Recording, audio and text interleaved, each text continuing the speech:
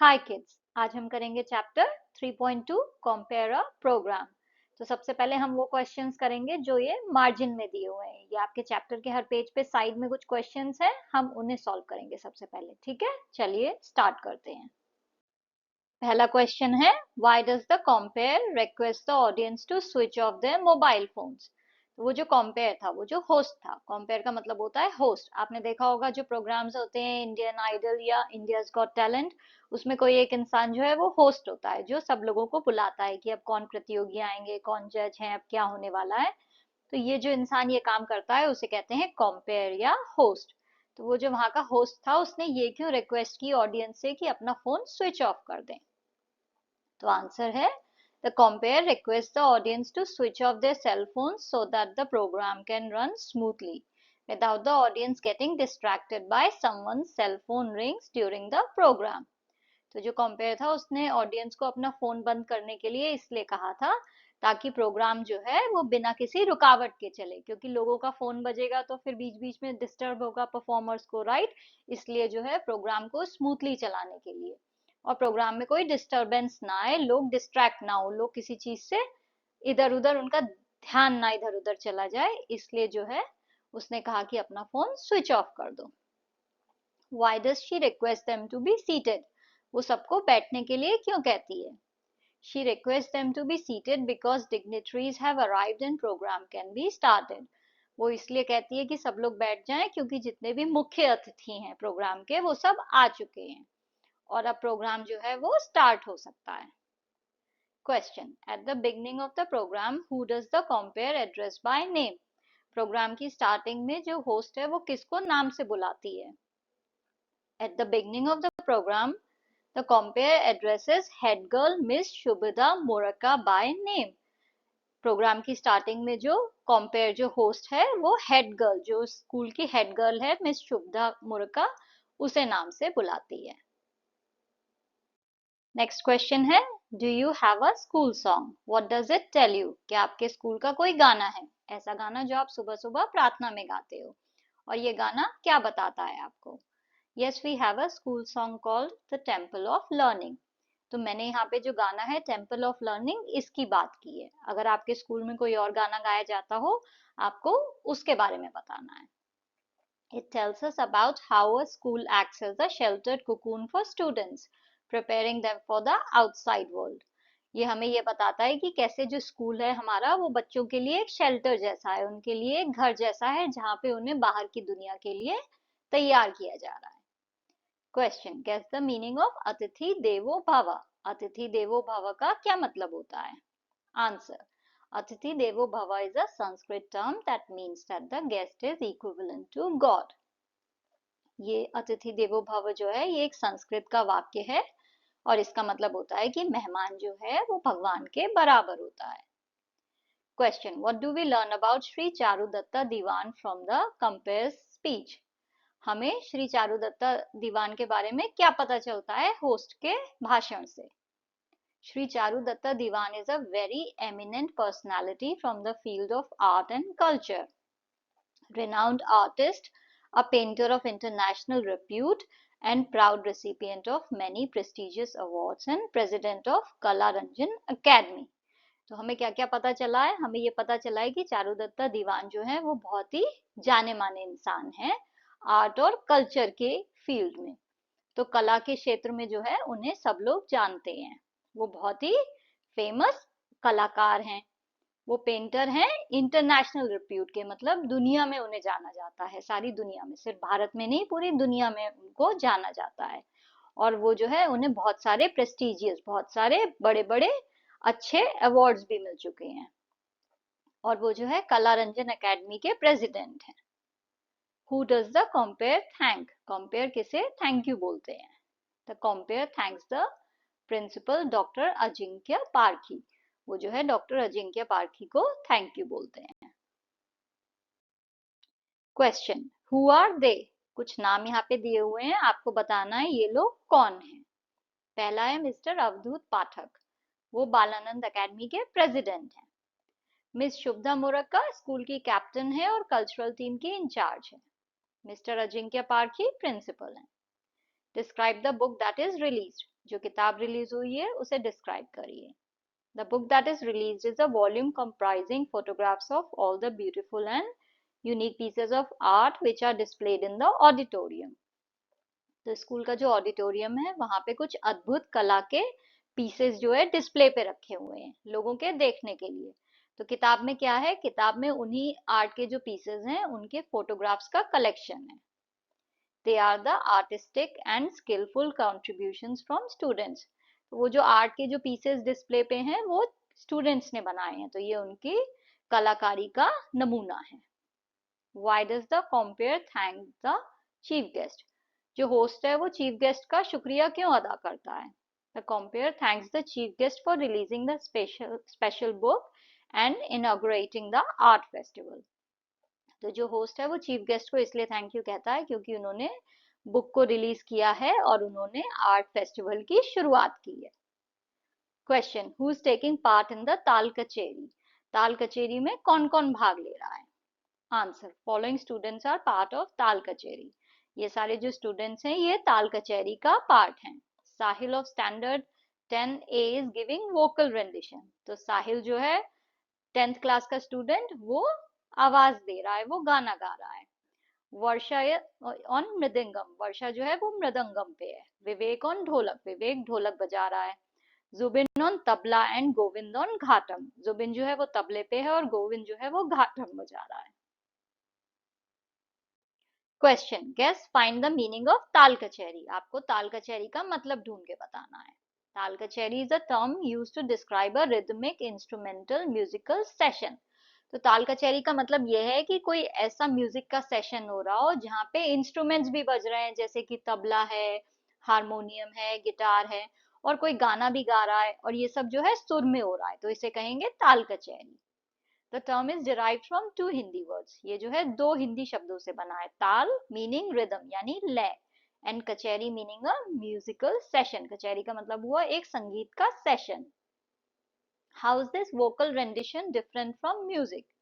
जो vocal rendition है वो म्यूजिक से कैसे अलग है? तो वोकल रेंडिशन का मतलब होता है गाना गाना, और म्यूजिक का मतलब क्या हुआ? म्यूजिक का मतलब हुआ गाना भी गाना है और संगीत भी बजाना है, ये सब चीजें मिला के म्यूजिक बन रहा है। बट वोकल रेंडिशन क्या है? वो सिर्फ गाना गाना है। Music refers to the pattern of sounds produced by people singing or playing instruments expressing ideas and emotions. तो म्यूजिक का मतलब तो होता है जो आवाज आ रही है उसमें जो है लोग गाएं या फिर कोई इंस्ट्रूमेंट बजाएं जिससे वो अपना आइडिया या अपने अंदर की फीलिंग्स को दिखाएं, उसे कहते हैं music. Vocal music on the other hand refers to music that is performed using the human voice which is singing।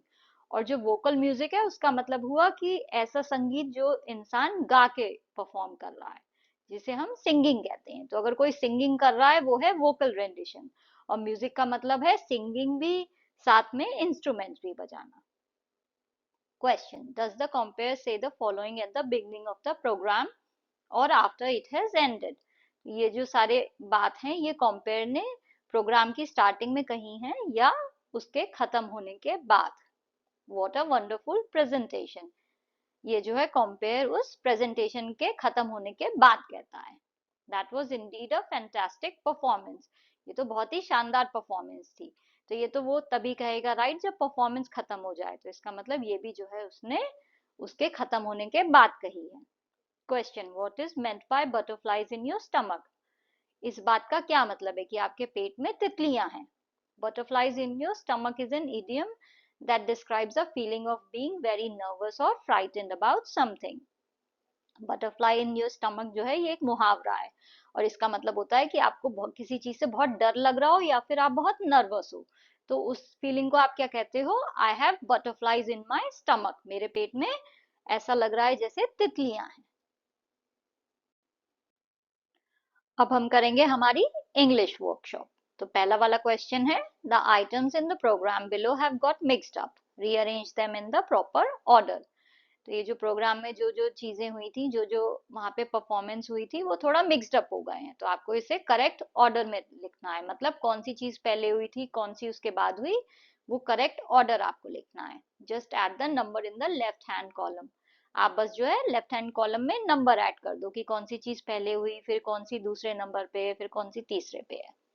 So let's do. Number 1 पे क्या हुआ था, डिग्निटरीज आए थे, यानी जितने भी अतिथि हैं वो सब आए थे जो चीफ गेस्ट थे। नंबर 2 पे क्या था, इग्नाइटिंग द लैम्प, उन्होंने दिया जलाया था उसके बाद। फिर नंबर 3 पे क्या हुआ था, welcome and introduction of guest, जो अतिथि थे उनका स्वागत हुआ था और बताया गया था वो कौन कौन है।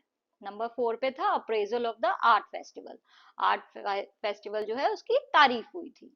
नंबर 5 पे था रिसाइटल ऑफ ताल कचेरी, ताल कचेरी जो है वो हुआ था नंबर 5 पे। नंबर 6 पे था Koli dance.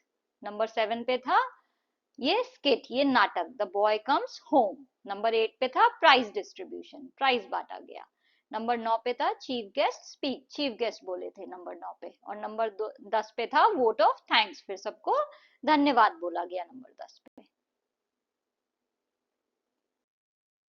Number 2, form groups of 5 to 8, 5 से 8 लोगों का ग्रुप बनाना है। This passage tells us only what the compare says, जो आपका चैप्टर है वो हमें बस इतना बता रहा है कि होस्ट कंपेयर ने क्या कहा है। Try to visualize and write what the other people on the dais must have said in their speeches.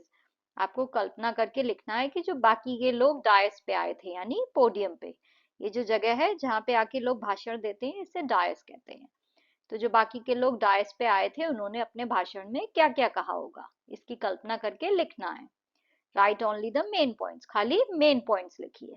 तो स्कूल प्रिंसिपल ने क्या कहा होगा, welcome the audience and thank them for attending the event, जो दर्शक हैं उनका स्वागत किया होगा और इवेंट को अटेंड करने के लिए उन्हें थैंक यू बोला होगा। Acknowledge the presence of the chief guest and other dignitaries, जो चीफ गेस्ट है और जो बाकी के बड़े बड़े लोग आए थे उनको आने के लिए आभार उनका व्यक्त किया होगा। Emphasise the importance of art in education, जो शिक्षा है उसमें कला का योगदान है उस पर जोर दिया होगा। And how it help student develop their creativity and imagination, और कैसे जो है कला जो है वो छात्रों की मदद करती है उनकी रचनात्मकता और उनकी कल्पना को बढ़ाने में, उस पर जोर दिया होगा। encourage the students to participate in the event and showcase their talent, उन्होंने जो है जो छात्र हैं जो वहां पे पार्टिसिपेट कर रहे हैं उनको प्रोत्साहित किया होगा कि आप इस इवेंट में और पार्ट लें और अपने कला का प्रदर्शन करें। wish the participants good luck and hope that they would have a great time, जो लोग पार्टिसिपेट कर रहे हैं उस समय उन्हें गुड लक बोला होगा और उन्हें कहा होगा कि मुझे उम्मीद है आपका टाइम अच्छे से बीते।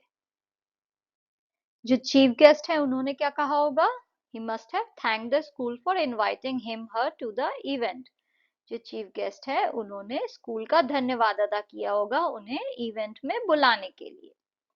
congratulated the school for organizing such an event and appreciated the efforts of the student and teachers, उन्होंने जो है स्कूल को बधाइयां दी होंगी इतना अच्छा इवेंट जो है ऑर्गेनाइज करने के लिए, और जो है जितने भी स्टूडेंट्स और टीचर्स हैं उनके जो एफर्ट्स हैं उन्होंने जो जो योगदान दिया है उसे अप्रिशिएट किया होगा, उसकी तारीफ की होगी। Talked about the importance of art in society and how it can bring about positive change, कला का जो है वो सोसाइटी में समाज में क्या योगदान है इसके बारे में बात की होगी और किस तरह से कला जो है वो समाज में एक सकारात्मक चेंज ला सकती है उसके बारे में बात की होगी। encourage the students to pursue their passion for art and use it to make a difference in the world, जो स्टूडेंट्स हैं उन्हें प्रोत्साहित किया होगा कि वो कला के क्षेत्र में जो है और आगे जाएं और दुनिया में जो है वो एक अंतर लाएं। wish the participants good luck and hope that they would learn a lot from the event, जितने भी लोग पार्टिसिपेट कर रहे हैं उन्हें गुड लक बोला होगा और उम्मीद की होगी कि वो इस इवेंट से बहुत कुछ सीखेंगे। The art teacher who offered vote of thanks, जो लास्ट में आर्ट टीचर आए थे जिन्होंने थैंक यू कहा था उन्होंने क्या कहा होगा। Thank the school management for organising the event and providing the students with a platform to showcase their talent, उन्होंने जो है स्कूल का जो मैनेजमेंट है उसको थैंक यू बोला होगा इतना बढ़िया इवेंट ऑर्गेनाइज करने के लिए और जो स्टूडेंट्स हैं उन्हें एक मंच देने के लिए ताकि वो अपनी कला का प्रदर्शन कर सकें। appreciated the efforts of the students and teachers in making the event a success, जो स्टूडेंट्स और टीचर्स ने जो जो योगदान दिया है उसकी तारीफ की होगी। thank the chief guest for gracing the occasion and sharing his her valuable insight, जो चीफ गेस्ट है उन्हें थैंक यू बोला होगा आने के लिए। Encourage the students to continue pursuing their passion for art and to keep honing their skills. जितने भी स्टूडेंट हैं उन्हें जो है उन्होंने प्रोत्साहित किया होगा कि वो ऐसे ही जो है अपनी कला में आगे बढ़ते रहें और अपने जो स्किल्स हैं, अपनी जो उनके अंदर जो कलाकारी है उसे और भी अच्छा करते रहें। होनिंग मतलब होता है अपनी कला को जो है आप और अच्छा करो, आप उसमें जो है सुधार लाते जाओ, उसे कहते हैं honing. Wish the participants good luck and hope that they would continue to participate in such events in the future. जितने भी पार्टिसिपेंट हैं उन्हें गुड लक बोला होगा और उम्मीद की होगी कि वे फ्यूचर में भी ऐसे ही पार्टिसिपेट करेंगे इवेंट्स में। Choose the appropriate phrase to insert in the gaps to make the sentences meaningful. यहाँ पे जो सेंटेंस दिए हुए हैं इनमें जो ब्लैंक्स हैं इन्हें आपको फिल करना है सही फ्रेज से, सही वाक्य से। Use the appropriate form of verb, यहाँ पे जो इन्होंने वर्ब दिए हुए हैं इनकी सही फॉर्म यूज करके आपको यहाँ पे भरनी है। तो पहला वाला है before we draw the curtain let us stand in attention for the national anthem. तो ये जो टू ड्रॉ द कर्टन है ये यहाँ पे आएगा एंड यहाँ पे आएगा ड्रॉ द कर्टन ऐसे। इससे पहले कि हम पर्दा उठाएं हम सब खड़े होते हैं नेशनल एंथम के लिए। I had butterflies in my stomach just as I was to receive my passport, my report card. तो यहाँ पे जो ये to have butterflies in one's stomach है इसे आप ऐसे भरोगे, मेरे पेट में जो है तितलियां थीं मेरे रिपोर्ट कार्ड मिलने से पहले। After I took the medicine, I was relieved of the pain. मैंने दवाई ले ली उसके बाद जो है मेरा दर्द जो है वो ठीक हो गया था। तो यहाँ पे ये जो टू बी रिलीव्ड ऑफ है ये आएगा आई वॉज रिलीव्ड ऑफ, मुझे पेन से मुक्ति मिली, तो आई वॉज, क्योंकि ये जो है पास्ट में है इसलिए वॉज आएगा। Before we do the experiment in the laboratory let me apprise you all about it. तो अप्रेज का मतलब होता है किसी चीज के बारे में एक्स्ट्रा बातें बतानी, उसमें क्या क्या अच्छाई है क्या क्या बुराई है ये बताना। तो एक्सपेरिमेंट करने से पहले जो है मैं तुम्हें उसके बारे में सब बता देता हूँ। तो यहाँ पे आएगा apprise. The minister was escorted by his personal bodyguards. तो ये जो टू एस्कॉर्ट है ये यहाँ पे आएगा वॉज एस्कॉर्टेड करके। मिनिस्टर जो है उसे जो है उनके बॉडीगार्ड लेके गए। Sorrowful times are likened to darkness. जो दुख भरे समय होते हैं वो अंधेरे की तरह होते हैं, लाइकन का मतलब होता है उसकी तरह। तो जो दुख भरा समय है वो अंधेरे की तरह ही होता है। Prepare a formal invitation card for the art festival. जो आपका आर्ट फेस्टिवल होना है उसके लिए आपको एक इनविटेशन कार्ड बनाना है। तो यहाँ पे मैंने एक सैंपल बनाया है, आप चाहो तो इसके जैसा बना सकते हो। यहाँ पे मैंने क्या कहा है, बालानंद विद्यालय cordially invites you to the inauguration of our school's art festival. Balanand विद्यालय जो है वो आपको बुला रहा है हमारे स्कूल के आर्ट फेस्टिवल में। Please join us for an inspiring celebration of art creativity and culture. हमारा साथ दें इस सेलिब्रेशन में जहाँ पे जो है कला, रचनात्मकता और कल्चर को दिखाया जाएगा। In the presence of esteemed dignitaries. ये सब जो है ये बड़े बड़े लोग वहां पे आएंगे। तो कौन कौन है, honourable chief guest of the function Shri Charudatta Diwan, president of Balanand education society Shri Avdhoot Pathak, our principal doctor Ajinkya Parkhi, vice principal doctor Shaila Singh. तो ये सारे लोग वहां पे होंगे। डेट है ये, टाइम है ये और वेन्यू है ये। तो आपको जो है ऐसे बनाना है अपना invitation card. Prepare a news report in brief on this art festival. ये जो आर्ट फेस्टिवल है इसके ऊपर आपको एक न्यूज रिपोर्ट लिखनी है। न्यूज़पेपर में जो न्यूज छपती है उसे कहते हैं न्यूज रिपोर्ट। तो आपको ऐसे ही पत्रकारों की तरह एक रिपोर्ट लिखनी है अपने आर्ट फेस्टिवल के ऊपर। तो टाइटल है art festival bye a student reporter, एक स्टूडेंट पत्रकार के द्वारा। बालानंद विद्यालय जून 27, जून 27 को लिखी गई है रिपोर्ट और कहाँ पे लिखी गई है, बालानंद विद्यालय में। An art festival was organized by Balanand Vidyalaya on 26 June 2023 in the school. एक आर्ट फेस्टिवल ऑर्गेनाइज हुआ था बालानंद विद्यालय के द्वारा 26 जून 2023 को स्कूल में। Preparations for the same had begun days in advance. इसकी तैयारी जो है बहुत दिनों से चालू थी।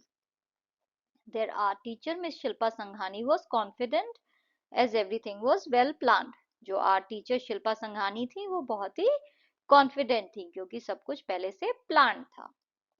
The function began with the lighting of the lamp, followed by the welcome speech and introduction of guest. जो फंक्शन था वो शुरू हुआ दिया जला के और उसके बाद वेलकम स्पीच हुआ, सबका स्वागत हुआ और जितने भी गेस्ट आए थे उनका इंट्रोडक्शन हुआ। The chief guest for the function, Shri Charudatta Diwan, was welcomed by the principal with a token of 2 volumes of cherished lives of great artists. जो चीफ गेस्ट थे चारुदत्त दीवान, उनका स्वागत जो है प्रिंसिपल ने किया 2 किताबें देके जिसका नाम था cherished lives of great artist. The organizer of the art festival, Miss Shilpa Sanghani, welcomed the president of Balanand Academy, Mr. Avadhut Pathak. जो आर्ट फेस्टिवल की ऑर्गेनाइजर थी मिस शिल्पा संघानी, उन्होंने बालानंद एकेडमी के प्रेसिडेंट अवधूत पाठक का स्वागत किया। The principal briefed the audience about the art festival, after which a special book comprising photographs of unique pieces of art contributed by students was released by the honorable chief guest. जो principal थे उन्होंने सारे दर्शकों को बताया art festival के बारे में और उसके बाद जो है एक किताब का रिलीज किया गया जिस किताब में फोटोग्राफ्स थी उन अद्भुत कला के पीसेस की जो ऑडिटोरियम में थे। Art in its different forms were then presented by the students. फिर कला जो है अलग अलग रूपों में जो है दर्शकों के सामने जो है प्रस्तुत की गई छात्रों के द्वारा। This included Tal Kachahri, Koli dance and a light comedy play. इसमें क्या क्या था? ताल कचहरी दिखाया गया, कोली डांस हुआ और एक जो है छोटा सा नाटक भी हुआ कॉमेडी वाला। The prize distribution thereafter came as pat on their back. उसके बाद जो है छात्रों को उत्साहित करने के लिए प्राइज डिस्ट्रीब्यूशन हुआ। While Tal Kachahri won the first prize, the Koli dance won the second prize. Tal Kachahri को जो है पहला प्राइज मिला और कोली डांस को दूसरा। The chief guest Shri Diwan's speech on various aspects of art and culture left the audience with new insights. जो chief guest थे उनका जो स्पीच था उसमें जो है उन्होंने कला और कल्चर के बारे में जो है बताया जिससे दर्शकों को नई नई जानकारियां मिली। In the end, the vote of thanks was proposed by Miss Shilpa Sanghani. इसके बाद एंड में जो है मिस शिल्पा संघानी ने थैंक्स बोला सबको। When asked, one of the parents remarked, such activities motivate students towards art and culture and make them realize their potential. जब parents से पूछा गया तो एक पेरेंट ने बोला कि इस तरह की जो एक्टिविटीज हैं इससे जो बच्चे हैं उन्हें आर्ट और कल्चर की तरफ जो है आगे बढ़ने का मौका मिलता है और उन्हें पता चलता है कि उनके अंदर कितना टैलेंट है। The art festival was a grand success, underlining the importance of co-curricular activities in school. जो आर्ट फेस्टिवल था वो बहुत ही सक्सेसफुल हुआ, बहुत ही बढ़िया था और उससे जो है पता चलता है कि स्कूल में जो है को करिकुलर एक्टिविटीज जो है जो एक्स्ट्रा काम जो स्कूल में होते हैं इस तरह के जिसमें जो है कला आर्ट इन सब बातों की इन सब चीजों की बातें होती हैं इसकी कितनी इंपॉर्टेंस है ये हमें पता चलती है। Chalk out detail programmes for the following occasions. आपको जो है जो उन्होंने यहाँ पे ओकेजन्स दिए हैं उनके लिए जो है आपको एक डिटेल प्रोग्राम की लिस्ट बनानी है कि आप जो है उस ओकेजन को सेलिब्रेट करने के लिए कैसे जो है क्या क्या करोगे, उसकी एक पूरी लिस्ट बनानी है कि प्रोग्राम कैसे होगा। तो टीचर्स डे का प्रोग्राम जो है आपके स्कूल में उसे मनाने के लिए आप कैसे जो है लिस्ट बनाओगे उसकी, तो आप करोगे सबसे पहले तो डेट है September 5। प्रोग्राम की आउटलाइन क्या है, प्रोग्राम कैसे जो है वो स्टार्ट होगा और एंड होगा, तो सबसे पहले होगा वेलकम स्पीच, हेड बॉय या हेड गर्ल करेगी ये। Presentation of flowers to all teachers by students, उसके बाद जो है सारे टीचर्स को जो है स्टूडेंट्स की तरफ से फूल दिए जाएंगे। A short inspirational speech about the significance of teachers by a senior student, कोई भी एक सीनियर स्टूडेंट जो है वो एक छोटा सा स्पीच देगा हमारे स्कूल में टीचर्स का महत्व बताने के लिए। कल्चरल प्रोग्राम, उसके बाद कल्चरल प्रोग्राम होंगे, a variety of cultural performance such as dance, songs, skits by students to entertain the teacher. इसके बाद जो है अलग अलग परफॉर्मेंस होंगी, डांस, गाने की और नाटक की, छात्रों के द्वारा टीचर्स के लिए। Award ceremony for the best teacher and most supportive staff member, उसके बाद जो है अवार्ड दिए जाएंगे बेस्ट टीचर के लिए और सबसे ज्यादा सपोर्टिव स्टाफ कौन है। Lunch break special lunch arrangements for teachers and staff members, उसके बाद जो है लंच ब्रेक में जो है टीचर और स्टाफ मेंबर्स के लिए अलग अलग टाइप के लंच अरेंज किए जाएंगे। Appreciation cards, students distribute handmade cards and small tokens of appreciation to teachers, उसके बाद जो है स्टूडेंट्स जो है वो अपने हाथ से बनाए कार्ड्स जो हैं थैंक यू वाले वो टीचर्स को देंगे। क्लोजिंग सेरेमनी, अंत में क्या होगा, thank you note and farewell speech by the school principal, उसके बाद जो है प्रिंसिपल जो है वो थैंक यू बोलेंगे और लास्ट का स्पीच होगा। A group photo of all teachers and students, सारे टीचर्स और स्टूडेंट का मिलके एक ग्रुप फोटो लिया जाएगा। Number 2, exhibition of science projects in your classroom, आपके क्लासरूम में जो है साइंस प्रोजेक्ट की एग्जीबिशन को आप कैसे अरेंज करोगे। तो सबसे पहले तो डेट है 17 दिसंबर, फिर प्रोग्राम की आउटलाइन यानी प्रोग्राम की रूपरेखा, मतलब सबसे पहले क्या होगा उसके बाद क्या आएगा, कैसे जो है पूरे प्रोग्राम का स्ट्रक्चर होगा। सबसे पहले होगा setting up the exhibition, exhibition को सेटअप करना। Arrange science project displays in the classroom with each project at its designated spot, आपको जो है जितने भी साइंस प्रोजेक्ट हैं वो अपने क्लास में सजाने होंगे, डिस्प्ले पे रखने होंगे और सबकी जगह जो है पहले से डिसाइडेड होगी। वेलकम एंड इंट्रोडक्शन, लोगों का स्वागत होगा और उनको बताया जाएगा कि क्या हो रहा है। Welcome speech by a student to introduce the event and its importance, जो एक कोई भी एक स्टूडेंट होगा वो वेलकम स्पीच देगा और फिर बताएगा कि ये इवेंट क्या है और इसका क्या महत्व है। Brief explanation of the exhibition theme, exhibition की जो थीम है उसके बारे में छोटा सा एक्सप्लेनेशन होगा, उसे बताया जाएगा कि क्या है थीम। प्रोजेक्ट प्रेजेंटेशन, उसके बाद जो भी प्रोजेक्ट्स हैं उनकी प्रेजेंटेशन होगी, तो एक एक करके बच्चे जो हैं वो आएंगे और जितने भी वहां पे विजिटर्स हैं उन्हें वो बताएंगे कि क्या क्या उनके एक्सपेरिमेंट्स हैं और उन्हें क्या क्या उससे पता चलता है। Question and answer and interactive session, उसके बाद जो है क्वेश्चन एंड आंसर का सेशन होगा, जो विजिटर्स हैं वो बच्चों से क्वेश्चन पूछ पाएंगे उनके प्रोजेक्ट्स के बारे में। रिफ्रेशमेंट, फिर जो है रिफ्रेशमेंट सर्व होगा, जैसे कि स्नैक्स है, जूस है, पानी है। क्लोजिंग एंड अवार्ड सेरेमनी, उसके बाद अवार्ड सेरेमनी होगी। थैंक यू स्पीच होगा इवेंट के ऑर्गेनाइजर के थ्रू। नंबर 3, वेडिंग एनिवर्सरी और birthday celebration for your grand parents, आपके जो दादा दादी हैं या नाना नानी, उनका वेडिंग एनिवर्सरी या उनका बर्थडे सेलिब्रेशन, उसमें से कोई भी एक चीज अगर आप अरेंज कर रहे हो तो उसका प्रोग्राम आप कैसे बनाओगे। तो सबसे पहले तो डेट है 3 जन, उसके बाद प्रोग्राम की आउटलाइन, प्रोग्राम की रूपरेखा क्या होगी। सबसे पहले family gathering, invite close family members to gather at your grandparents house, आप अपने जो है करीबी घर वालों को बुलाओगे अपने ग्रैंड पेरेंट्स के घर पे। Welcome and blessing, a welcome speech and blessings for the couple by a family member, उसके बाद जो है एक वेलकम स्पीच होगा किसी फैमिली मेंबर के द्वारा और फिर जो भी कपल है, अगर हम एनिवर्सरी मना रहे हैं तो जो कपल है उसे आशीर्वाद सब लोग देंगे। Cake cutting, cut a special anniversary birthday cake with the couple, उसके बाद जो है बर्थडे केक या एनिवर्सरी केक जो है वो कट होगा। Dinner, serve a delicious dinner with the couple's favourite dishes, उसके बाद जो है एक बहुत बढ़िया डिनर सर्व होगा जिसकी बर्थडे है या जिसकी एनिवर्सरी है उनकी फेवरेट डिशेस के हिसाब से। Entertainment, arrange for entertainment such as live band music और a slide show of memorable family photos, उसके बाद जो है लोगों को एंटरटेन करने के लिए, उनका मनोरंजन करने के लिए या तो आप वहां पे कोई लाइव बैंड कर सकते हो, मतलब कोई आके म्यूजिक बजाए, या फिर आप जो है गाना ऐसे ही बजा सकते हो, या फिर जो है आप वहां पे एक प्रेजेंट कर सकते हो घर वालों की फोटोज जो है स्लाइड शो में प्रोजेक्टर पे दिखा सकते हो। गेम्स एंड एक्टिविटीज, उसके बाद गेम्स होंगे, ऑर्गेनाइज फन गेम्स और activities for family members and guest to enjoy, उसके बाद जो है आप गेम्स ऑर्गेनाइज कर सकते हो अपने घर वालों के लिए।